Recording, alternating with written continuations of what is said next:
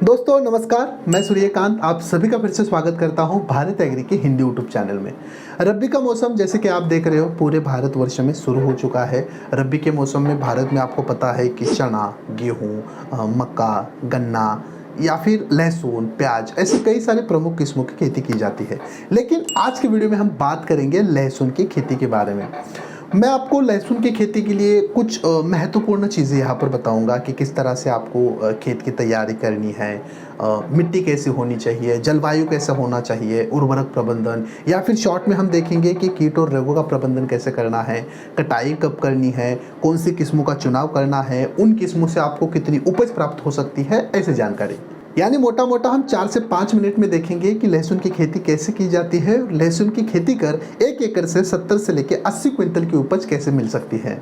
इसलिए अगर आप लहसुन की खेती करने वाले हो तो खासकर आपके लिए ये वाला वीडियो बहुत ही महत्वपूर्ण होने वाला है। मेरी आपसे एक राय है कि वीडियो अंत तक देखें और वीडियो के आखिर में आपके सुझाव नीचे कमेंट्स बॉक्स में लिखकर हमें जरूर भेजें। चलिए बिना किसी देरी के आज के वीडियो के लिए शुरू करते हैं।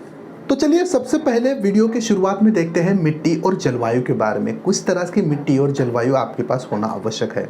मिट्टी की बात करें तो लहसुन की खेती के लिए दोमट मिट्टी जिसमें जैविक पदार्थों की संख्या अधिक हो, ऐसी मिट्टी काफ़ी उचित मानी जाती है लहसुन की खेती करने के लिए। जिस मिट्टी का पीएच वैल्यू 6.5 से लेकर 7.5 के दरमियान हो, जिस मिट्टी का ऑर्गेनिक कार्बन 0.5 से लेकर 1 के दरमियान हो, तो ऐसी मिट्टी में हमें बहुत ही अच्छी और ज़्यादा उपज प्राप्त होती है।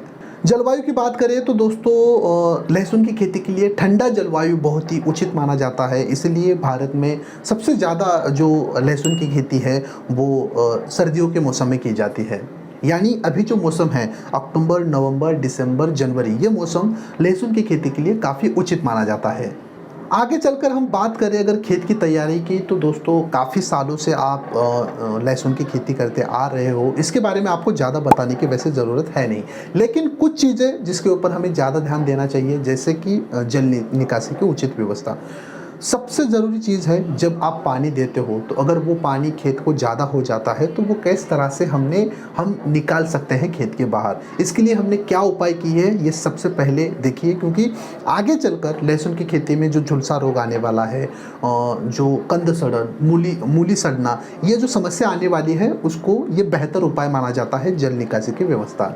और यही समय होता है जब हम अपनी खेत में जैविक खाद की मात्रा डाल सकते हैं। अगर आपके पास अच्छी सड़ी हुई गोबर की खाद है तो वो लगभग आपको 2 से लेके 2.5 टन 1 एकड़ के हिसाब से अच्छी तरह से मिट्टी में मिला देनी है और फिर आपको बेड बनाकर बुआई या फिर रोपाई करने के लिए उस खेत का इस्तेमाल करना है।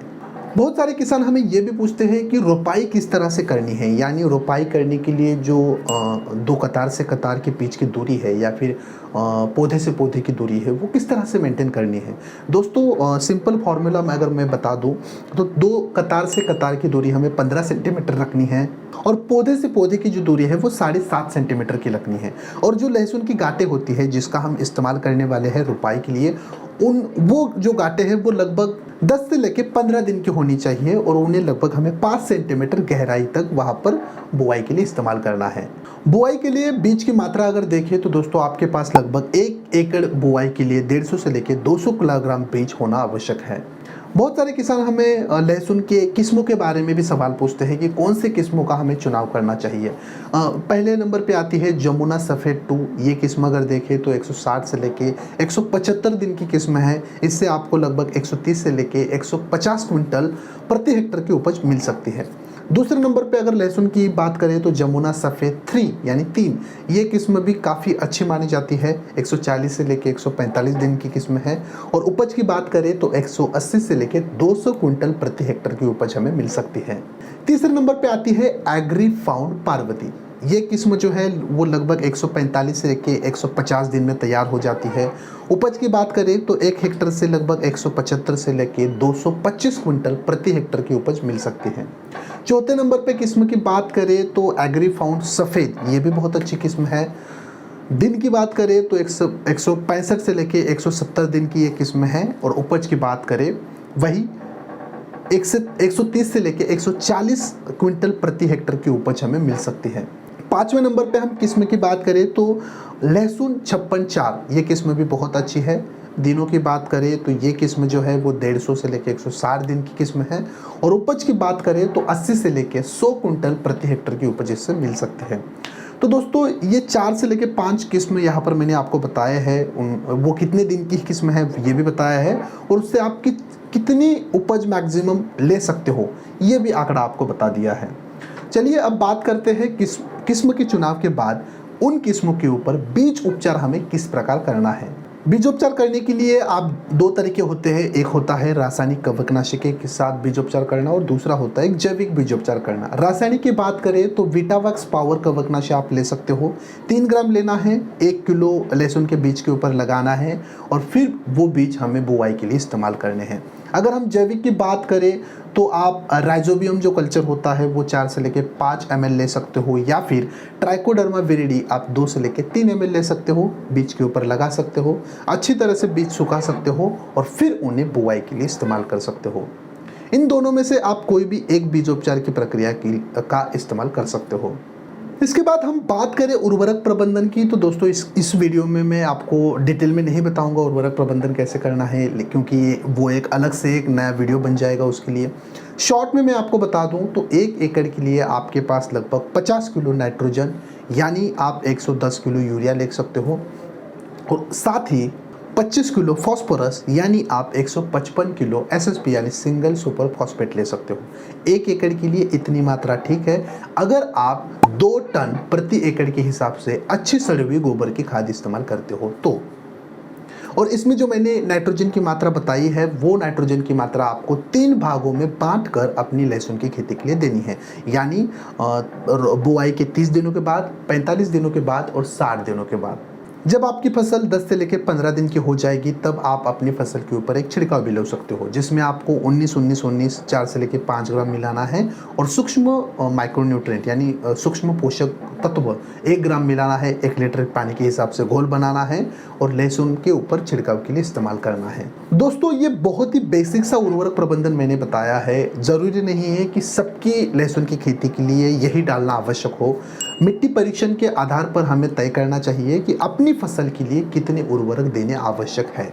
मिट्टी परीक्षण अगर आपको करना है तो आज ही भारत एग्री ऐप में जाए और हमारे कृषि डॉक्टर के साथ बात करें। आप भारत के किसी भी कोने में हो, आप भारत एग्री के साथ घर बैठे मिट्टी परीक्षण आपका कर सकते हो। बात करें खरपतवार प्रबंधन की, तो आपको आवश्यकता अनुसार अपने खेत में निराई गुड़ाई करना बहुत ही ज़रूरी होता है। अगर हम खरपतवार नाशी की बात करें तो बुआई के तुरंत बाद यानी बुआई के 2 से 3 दिन के अंदर हमें पेंडामेथलिन 30% इसी फॉर्मुलेशन वाला खरपतनाशी लगभग 3.3 लीटर 600 से लेकर 800 लीटर पानी में मिलाकर 1 हेक्टर फसल के ऊपर छिड़काव के लिए इस्तेमाल करना है। ये खरपतवार नाशी प्री इमरजेंस है, यानी जब खरपतवार अपने खेत में नहीं हो, उनके उगने से पहले हमें इसे इस्तेमाल करना है। तो दोस्तों इस तरह से मैंने लहसुन की खेती की एक बहुत ही बेसिक जानकारी यहाँ पर आपको देने की कोशिश की है। अगर आपको काफ़ी डिटेल में लहसुन की खेती की जानकारी प्राप्त करनी है, अगर आपको हमारे कृषि डॉक्टर के साथ सीधे बात करनी है, तो ज़रूर आज ही भारत एग्री ऐप को भेज दें। डिस्क्रिप्शन बॉक्स में आपको लिंक दे रहा हूँ, उसमें जाकर आप भारत एग्री कृषि डॉक्टर को मैसेज कर सकते हो, कॉल कर सकते हो या फिर वीडियो कॉल भी कर सकते हो। और आपको अगर लहसुन की खेती में या फिर किसी भी प्रकार की खेती आप करते हो, उसमें अगर आपको कृषि उत्पाद खरीदने हैं तो वो भी घर बैठे आप सीधे भारत एग्री ऐप से खरीद सकते हो। फ्री फास्ट डिलीवरी मिलती है, 100% आपको डिस्काउंट आपकी हर खरीदी पे मिलता है और 100% आपको ओरिजिनल प्रोडक्ट होने की गारंटी भी मिलती है। उसकी भी लिंक मैंने डिस्क्रिप्शन बॉक्स में दी है, ज़रूर क्लिक कीजिए। चलिए दोस्तों, ये थी लहसुन की खेती की जानकारी। मिलते हैं अगले एक नए वीडियो में एक नए विषय के साथ। तब तक के लिए धन्यवाद।